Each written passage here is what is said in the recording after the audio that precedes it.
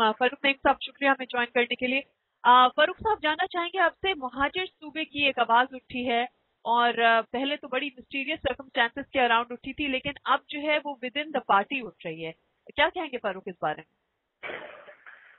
ये महाजिर सूबे की जो तहरीक है, हम लोग ने जो प्रेस कॉन्फ्रेंस की है वो जनूबी सिंध सूबे की तहरीक है, और हम इस सूबे को लिसानी बुनियाद पर नहीं सिर्फ इंतजामी बुनियाद पर बनाना चाहते हैं। हाँ क्योंकि पाकिस्तान में मजीद सूबे भी बन रहे हैं जी।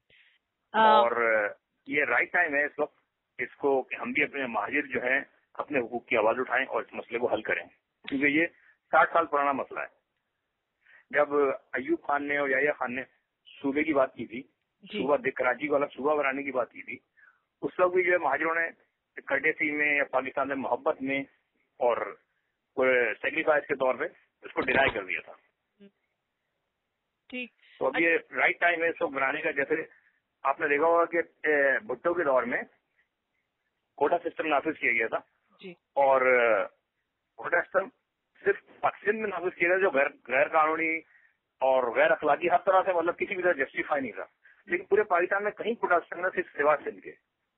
अब उसी तरह से इस वक्त पूरे पाकिस्तान में सूबा बनने की हर आदमी हिमायत करता है, लेकिन सिंध में सूबे को दो सूबे इंतजामी तौर पर बनाने के लिए कोई हिमायत नहीं करता, जबकि सिंध के तमाम लोगों की आवाज ही यही है कि सिंध को दो इंतजामी यूनिट में बना तब्दील कर दिया जाए, और हम उसका नाम भी जनूबी सिंध रख रहे हैं। सिंध अपनी जगह पे रहेगा। ठीक है, लेकिन फारूक नहीं, सही वक्त से आपकी क्या मुराद, क्या सही वक्त से आपकी मुराद है कि क्योंकि दूसरे सूबे बनने की बातें हो रही हैं लिहाजा इसलिए ठीक है, या मुल्क की हालात जो हैं उनको देखते हुए आप ये बात कह रहे हैं? नहीं, मतलब जब आइन में तरमीम हो ही रही है, आइन में आपको पता है तरमीम करने के लिए 2/3 मेजोरिटी लाजमी चाहिए। हाँ। अब इस वक्त आइन में तरमीम करके ही तमाम सूबे इंतजामी यूनिट बनाए जाएंगे ना, तो फिर जब महाजिर सूबा या जनूबी सिंध सूबा या कोई और सूबा बनेगा तो उसके लिए अलग से रेजोल्यूशन लानी पड़ेगी। जब इस वक्त सारे सूबे बन रहे हैं तो उसमें एक एडिशन ही है ना।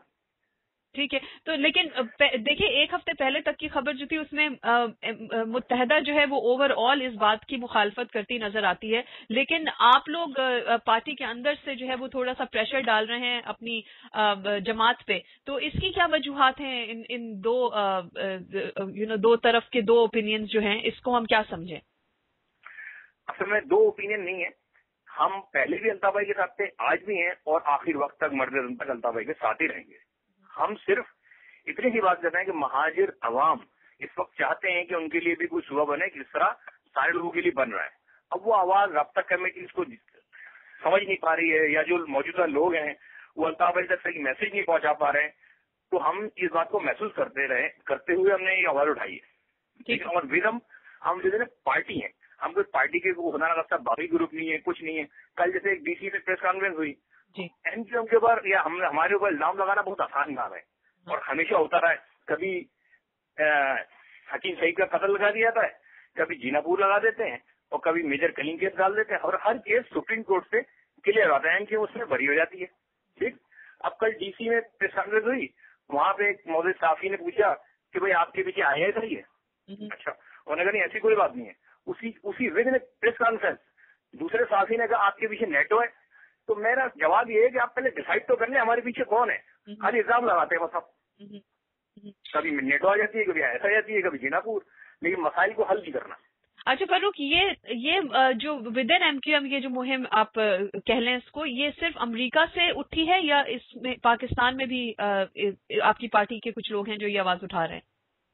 नहीं, अभी तो फिलहाल हम लोग हैं, कनाडा में हैं और बाकी जगहों से भी हो रही है। हम इसको एक मतलब ऐसा इंशाल्लाह बूस्टअप हो जाएगी, क्योंकि जाहिर है पाकिस्तान में या कराची में लोग हैं वो हमारे साथ तो हैं, लेकिन वो फिलहाल फ्रंट पे इसलिए नहीं आ सकते कि आपको पता है कि अभी हम यहाँ पर बैठ के बात कर रहे हैं तो खून की नदियां और पता नहीं क्या क्या मुगलजात बगिया रही महाजरों को, जिसमें उनका कोई कसूर भी नहीं है, ना उन्होंने कोई कहा है।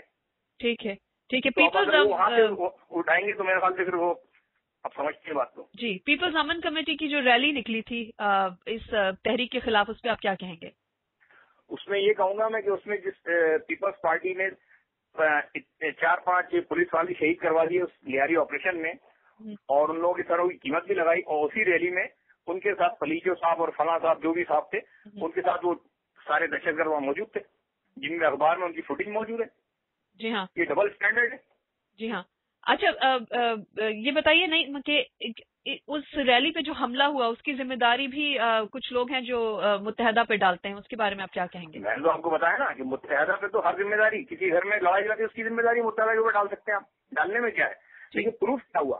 حکیم سعید کا کیس کا میں نے آپ کو بتایا پہلے، 3-4 بڑے بڑے کیس جو این کے پر ڈال دیے گئے، اور پروف کیا ہوا کہ این کے اس میں انوسنٹ تھی، کوئی اس میں انوالومنٹ نہیں تھا. اور آنے والا وقت یہ بھی بتا دے گا کہ اس ریلی پہ حملہ کس نے کیا تھا اور کیا کہتے ہیں ایم کیو اس میں کسی طرح سے انوالو ہی نہیں ہے. ٹھیک، بہت بہت شکریہ فاروق نعیم ہمیں جوائن کرنے کے لیے. Thank you so much. Thank you, السلام علیکم، بہت شکریہ.